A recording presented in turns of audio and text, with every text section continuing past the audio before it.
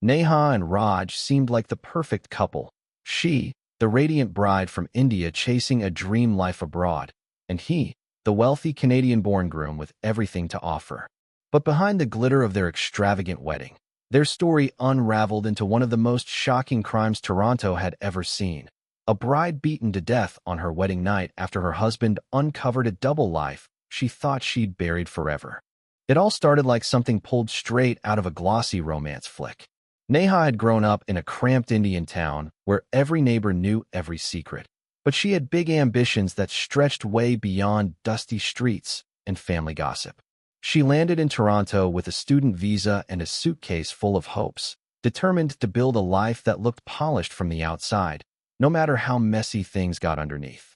By the time she was in her mid-20s, she carried herself with the kind of poise that made people think she came from money, even though her past was far from glamorous. Her family back in India bragged about her success, telling anyone who'd listened that she was the one destined to elevate their name. Raj came from a completely different world, though their backgrounds shared the same cultural roots. He was Canadian-born, raised in a wealthy household that expected discipline, loyalty, and tradition. His parents owned multiple businesses, and he followed in their footsteps, carving out his own reputation as a rising entrepreneur. He was the type of groom who checked every box: stable, ambitious, and respected in the community. When family friends introduced him to Neha, it felt like fate. She presented herself as polished, well-educated, and eager to build a future anchored in tradition. From the moment Raj and Neha's engagement was announced, it turned into a spectacle. The wedding invitations looked like golden tickets, flown across oceans to extended relatives. Guests from both India and Canada prepped for weeks, shopping for outfits, rehearsing dance routines, and filling social media with posts celebrating the perfect couple. When the day arrived, it was nothing short of extravagant. Fireworks, champagne, designer lehengas, luxury cars lined up outside the venue. Neha looked like every man's dream of a bride, her smile dazzling as cameras flashed and relatives cheered. Behind the dazzling lights of the wedding spectacle, the shadows told a different story. Not everyone bought into the picture-perfect version of Neha that her family and new in-laws paraded around. There were whispers floating around Toronto long before the engagement, whispers most people dismissed as jealous chatter.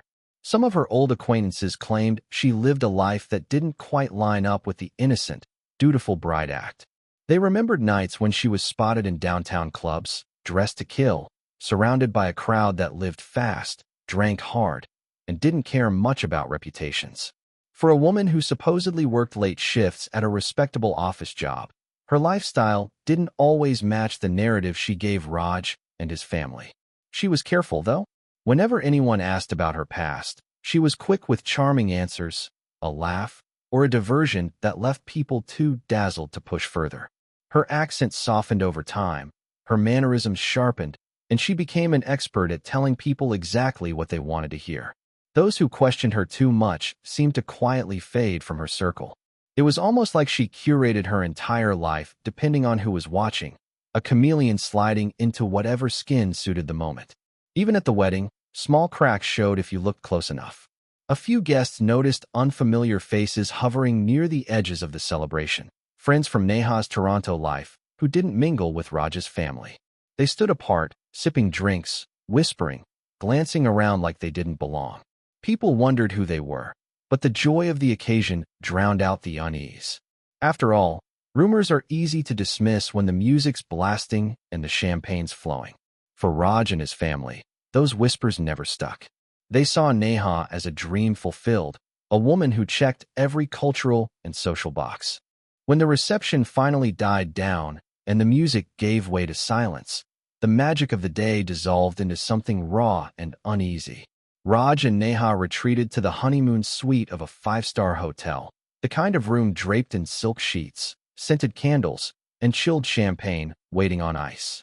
For most couples, it would have been the start of a new chapter, but for them, it became the end of the fantasy. Raj, still buzzed from hours of drinking and celebration, noticed Neha's phone buzzing repeatedly on the nightstand. At first, he ignored it, chalking it up to friends sending congratulations. But the messages kept coming, one after another, with strange timing and odd nicknames flashing across the screen. Curiosity turned to suspicion, and before long, he reached for the device. What he saw ripped the floor out from under him. The screen lit up with a trail of explicit photos, cryptic messages, and transactions that didn't fit the picture-perfect wife he thought he'd married. There were multiple men, each with their own role in her double life, some sending cash transfers, others promising gifts, and a few sharing conversations that made it clear Neha's loyalties were spread far and wide. The so-called business trips she had mentioned in the months leading up to the wedding suddenly made sense. They weren't work-related at all. They were part of an operation she kept hidden from everyone close to her. Raj scrolled faster, his heartbeat hammering with every reveal. It wasn't just casual flirting or harmless lies. This was a lifestyle fueled by deceit, a trail of hustling, scams, and nights that painted Neha as someone entirely different from the bride his family had just welcomed into their home. The beautiful woman in red and gold, adored by hundreds hours earlier, was a stranger now, one who had fooled him, his family, and their entire community. The fairy tale had shattered in an instant, and in its place burned a rage that was about to consume everything. The luxury suite, once glowing with romance and celebration, shifted into something grim and volatile. The air was heavy with tension, the kind that presses down on your chest until breathing feels impossible. Raj stood frozen, phone in hand, the glow of the screen still illuminating message after message of betrayal. Hours earlier, he'd been the proud groom, showered with blessings and admiration. But now he felt stripped bare, humiliated, and mocked. The weight of family honor, cultural pride, and his own ego collided all at once, setting off a storm inside him that he couldn't contain. The confrontation erupted fast, spiraling out of control.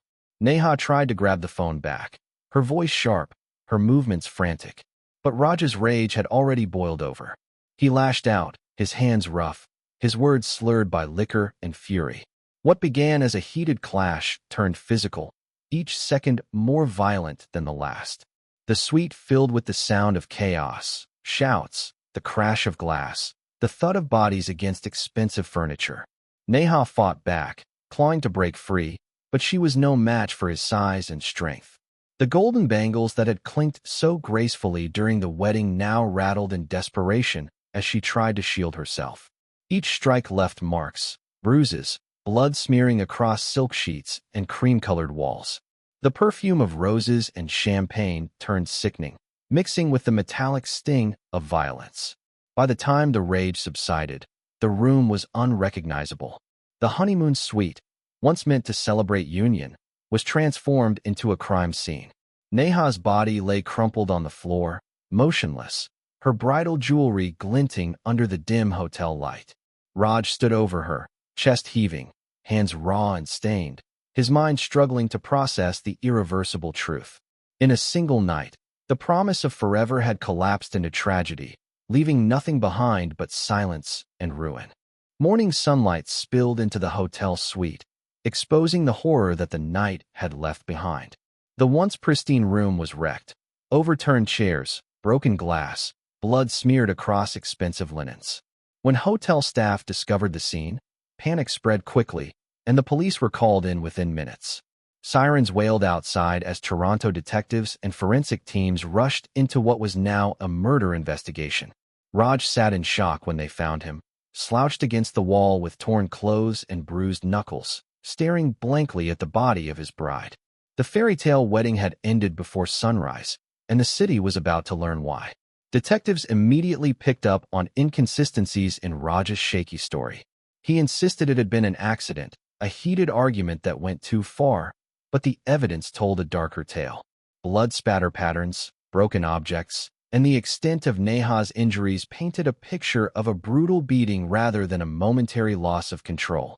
The brutality shocked even seasoned investigators, who described the scene as one of the most violent domestic cases they'd seen in years. As forensic specialists combed through Neha's belongings, a different layer of the story unfolded.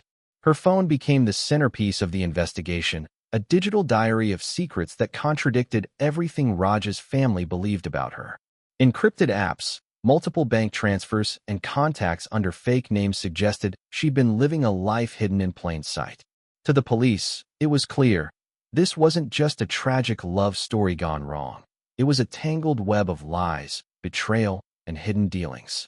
The discovery widened the scope of the case. What started as a straightforward homicide began morphing into something larger, a narrative that blurred the line between victim and deceiver. For investigators, the challenge wasn't just proving Raj's guilt but untangling the double life that had set the stage for violence. The case hit the headlines before the blood had even dried.